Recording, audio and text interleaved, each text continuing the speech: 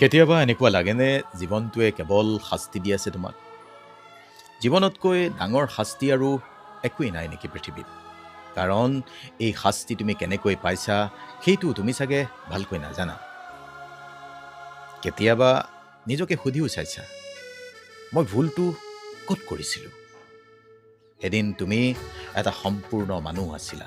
মনত কৰা, সপোন আছিল কিছুমান, অনুভৱ আছিল, নিজৰ বুলিবলৈ মানুহ কিছুমান লগত আছিল। কিন্তু আজি তুমি ইমান ভাগ ভাগ হৈ গ'লা, কামত অলপ, মানুহত অলপ, স্মৃতিত অলপ, আৰু শেষত নিজৰ বাবে অলপমান। এই যে মইটো নাই। জীৱনটো শাস্তি নহয়, কিন্তু কিছুমান ভুল মানুহ, কিছুমান ভুল সিদ্ধান্তই তাক শাস্তি কৰি তোলে।